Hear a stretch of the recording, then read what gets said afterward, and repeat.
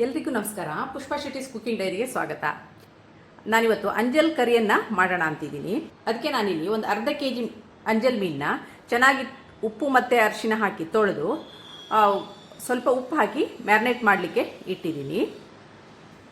ಇದೊಂದು ಅರ್ಧ ಗಂಟೆ ಮ್ಯಾರಿನೇಟ್ ಆಗಲಿ. ಅಷ್ಟರಲ್ಲಿ ನಾವು ಕೆಲವೊಂದು ಸಾಮಗ್ರಿಗಳನ್ನು ತಗೊಂಡು ಹುರ್ಕೋಬೇಕು.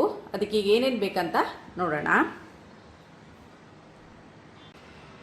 ಒಂದು 10 ಬ್ಯಾಡಗಿ ಚಿಲ್ಲಿನ ತೊಗೊಂಡಿದ್ದೀನಿ, 1 ಕಪ್ನಷ್ಟು ತೆಂಗಿನ ತುರಿ, ಅರ್ಧ ಈರುಳ್ಳಿ, ಒಂದು 8 ಬೆಳ್ಳುಳ್ಳಿ ಹೆಸರು, 3 ಟೀ ಸ್ಪೂನ್ ಕೊತ್ತಂಬರಿ, 1/4 ಟೀ ಸ್ಪೂನ್ ಕಾಳುಮೆಣಸು, 1/4 ಟೀ ಸ್ಪೂನ್ಗಿಂತ ಸ್ವಲ್ಪ ಕಡಿಮೆ ಮೆಂತೆ, ಪಿಂಚ್ ಸಾಸಿವೆ, ಪಿಂಚ್ ಓಮ, ಒಂದು 1/4 ಟೀ ಸ್ಪೂನ್ಗಿಂತ ಸ್ವಲ್ಪ ಜಾಸ್ತಿ ಹಳದಿನ ತೊಗೊಂಡಿದ್ದೀನಿ, ಸಣ್ಣ ನೆಲ್ಲಿಕಾಯಿ ಗಾತ್ರದ ಹುಣಸೆ ಹಣ್ಣನ್ನು ತೊಗೊಂಡಿದ್ದೀನಿ. ಈಗ ಇದನ್ನೆಲ್ಲ ತೆಂಗಿನ ಎಣ್ಣೆಯಲ್ಲಿ ರೋಸ್ಟ್ ಮಾಡ್ಕೊಂಡು ಬರೋಣ. ಈಗ ನಾನಿದೆ ಆಲ್ರೆಡಿ ತೆಂಗಿನ ಎಣ್ಣೆನ ಬಿಸಿಗಿಟ್ಟಿದ್ದೀನಿ. ಇದಕ್ಕೆ ಈಗ ಬ್ಯಾಡಗಿ ಚಿಲ್ಲಿಯನ್ನು ಹಾಕಿ ಸ್ವಲ್ಪ ಚೆನ್ನಾಗಿ ಹುರ್ಕೊಳ್ತಾ ಇದ್ದೀನಿ.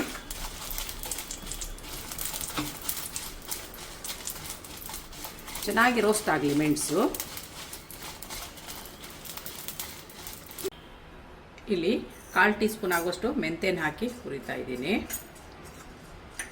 ಮೀನು ಸಾರನ್ನು ಜಾಸ್ತಿ ಮಾಡೋದಾದರೆ ಸಾಮಗ್ರಿಗಳನ್ನು ಬೇರೆ ಬೇರೆ ಹುರ್ಕೋಬೋದು. ನಾನಿಲ್ಲಿ ಸ್ವಲ್ಪ ಸಾಮಗ್ರಿ ಆಗಿರೋದ್ರಿಂದ ಎಲ್ಲ ಒಂದಾದ್ಮೇಲೆ ಒಂದು ಹಾಕಿ ಹುರಿತಾ ಇದ್ದೀನಿ. ಇದು ಸ್ವಲ್ಪ ಕೆಂಪಗಾಗಕ್ಕೂ 1/4 ಟೀ ಸ್ಪೂನ್ ಕಾಳು ಮೆಣಸನ್ನು ಹಾಕಿ ಹುರಿತಾ ಇದ್ದೀನಿ. ಈಗ 3 ಟೀ ಸ್ಪೂನ್ ಆಗುವಷ್ಟು ಕೊತ್ತಂಬರಿ ಕಾಳನ್ನು ಹಾಕಿದ್ದೀನಿ.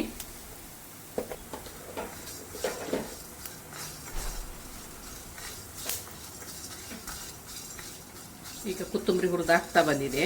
ಹೀಗೆ ಚಿಟಿಕೆ ಸಾಸಿವೆಯನ್ನು ಹಾಕಿ ಹುರಿಯೋಣ.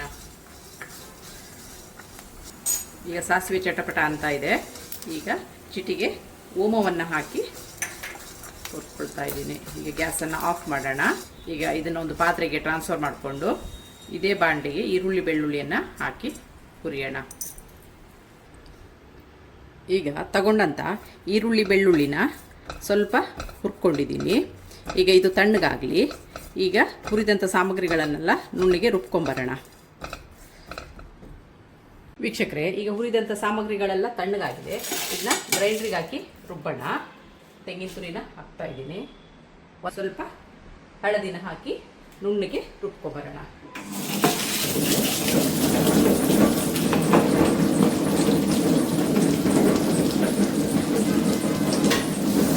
ಆಗ್ತಾ ಬಂದಿದೆ. ಈಗ ಹುರಿದಿಟ್ಟಂಥ ಈರುಳ್ಳಿ ಬೆಳ್ಳುಳ್ಳಿ ಹಾಗೂ ಹುಣಸೆ ಹಣ್ಣನ್ನು ಹಾಕಿ ಈಗ ನುಣ್ಣಿಗೆ ರುಬ್ಬೋಣ. ಈಗ ಮಸಾಲೆ ನುಣ್ಣಗಾಗಿದೆ. ಈಗ ಇದನ್ನು ಒಂದು ಪಾತ್ರೆಗೆ ಟ್ರಾನ್ಸ್ಫರ್ ಮಾಡೋಣ. ವೀಕ್ಷಕರೇ, ಈಗ ರುಬ್ಬಿಕೊಂಡಂಥ ಮಸಾಲೆನ ನಾನು ಕುದಿಸುವ ಪಾತ್ರೆಗೆ ತೆಗೆದಿಟ್ಕೊಂಡಿದ್ದೀನಿ. ಇದಕ್ಕೆ ಸ್ವಲ್ಪ ಒರಳು ತೊಳೆದ ನೀರನ್ನು ಸೇರಿಸ್ತಾ ಇದ್ದೀನಿ. ತುಂಬ ತೆಳ್ಳಗೆ ಮಾಡೋದು ಬೇಡ, ತುಂಬ ದಪ್ಪನೂ ಬೇಡ, ಹದವಾಗಿರಲಿ. ಈ ಹದದಲ್ಲಿ ಮಾಡಿಕೊಳ್ಳಿ. ಇದಕ್ಕೆ 1 ಇಂಚಿನಷ್ಟು ಸಣ್ಣಗೆ ಹೆಚ್ಚಿಕೊಂಡಂಥ ಶುಂಠಿನ ಸೇರಿಸ್ತಾ ಇದ್ದೀನಿ. ಹಾಗೂ 1 ಹಸಿರು ಮೆಣಸಿನ್ಕಾಯಿನ ಸಣ್ಣಗೆ ಹೆಚ್ಚಿಕೊಂಡಿದ್ದೀನಿ. ಇದನ್ನು ಸಹ ಸೇರಿಸ್ತಾ ಇದ್ದೀನಿ. ಈಗ ಇದನ್ನು ಕುದಿಯಕ್ಕಿಡೋಣ.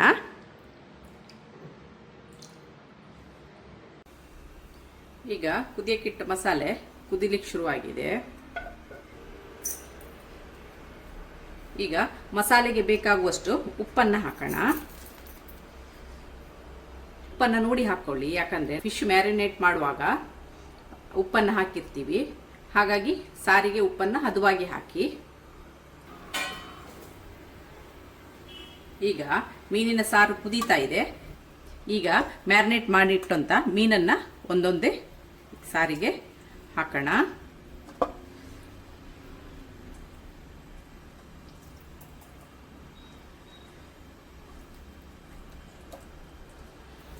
ನಾನಿಲ್ಲಿ ಅರ್ಧ kg ಮೀನಿನ ಹದಕ್ಕೆ ಮಸಾಲೆಯನ್ನು ಹಾಕಿದ್ದೀನಿ.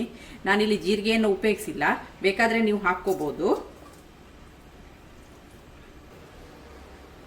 ಗ್ರೇವಿಗೆ ಮೀನನ್ನು ಹಾಕಿದ ಮೇಲೆ ಸೌಟನ್ನು ಹಾಕಬಾರ್ದು. ಈ ಥರ ಕೈಯಲ್ಲಿ ಸ್ವಲ್ಪ ತಿರುಗಾಡಿಸಿ ಕುದಿಸ್ಬೇಕು. ಸೌಟನ್ನು ಹಾಕಿ ತಿರುಗಿಸಿದ್ರೆ ಮೀನು ಹುಸಿ ಆಗುತ್ತೆ. ಈಗ ಇದಕ್ಕೆ ಒಂದು ಒಗ್ಗರಣೆನ ರೆಡಿ ಮಾಡ್ಕೊಳ್ಳೋಣ. ಒಗ್ಗರಣೆ ಸೌಟನ್ನು ಬಿಸಿಗಿಟ್ಕೊಂಡು ಅದಕ್ಕೆ ಒಂದು 2 ಟೇಬಲ್ ಸ್ಪೂನ್ ಎಣ್ಣೆ ಹಾಕಿದ್ದೀನಿ. ಈಗ ಈರುಳ್ಳಿನ ಹಾಕ್ತಾ ಇದ್ದೀನಿ. ಈರುಳ್ಳಿ ಸ್ವಲ್ಪ ಕೆಂಪಗಾಗ್ತಾ ಬರ್ತಾ ಇದೆ.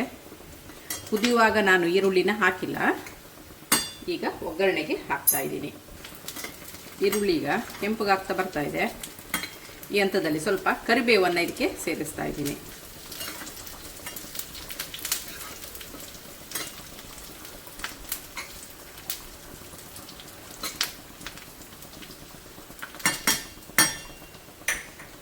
ವೀಕ್ಷಕರೇ, ಈಗ ಫಿಶ್ ಚೆನ್ನಾಗಿ ಬೆಂದಿದೆ. ಈಗ ಇದನ್ನು ಒಗ್ಗರಣೆನ ಇದಕ್ಕೆ ಸೇರಿಸೋಣ.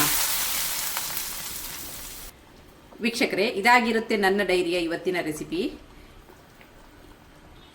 ಈ ರೆಸಿಪಿ ನಿಮಗೆ ಇಷ್ಟವಾದಲ್ಲಿ ಪುಷ್ಪಾ ಶೆಟ್ಟಿಸ್ ಕುಕಿಂಗ್ ಡೈರಿ ಇದಕ್ಕೆ ಒಂದು ಲೈಕ್ ಕೊಡಿ, ಶೇರ್ ಮಾಡಿ, ಕಮೆಂಟ್ ಮಾಡಿ. ಸಬ್ಸ್ಕ್ರೈಬ್ ಆಗಿಲ್ಲ ಅಂದರೆ ಸಬ್ಸ್ಕ್ರೈಬ್ ಆಗಿ ನಿಮ್ಮ ಫ್ಯಾಮಿಲಿ ಹಾಗೂ ಫ್ರೆಂಡ್ಸ್ಗಳ ಜೊತೆನೂ ಹಂಚಿಕೊಳ್ಳಿ.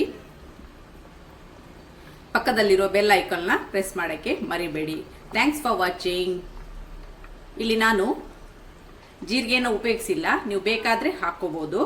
ಈರುಳ್ಳಿನ ಕುದಿಯುವಾಗ ಹಾಕಿಲ್ಲ, ನಾನು ಒಗ್ಗರಣೆ ರೂಪದಲ್ಲಿ ಹಾಕಿದ್ದೀನಿ. ಇದು ತುಂಬಾ ಚೆನ್ನಾಗಾಗುತ್ತೆ. ಒಮ್ಮೆ ಇದನ್ನು ಟ್ರೈ ಮಾಡಿ. Thanks for watching. ಈಗ ಇದಾಗಿದೆ, ಗ್ಯಾಸನ್ನು ಆಫ್ ಮಾಡೋಣ.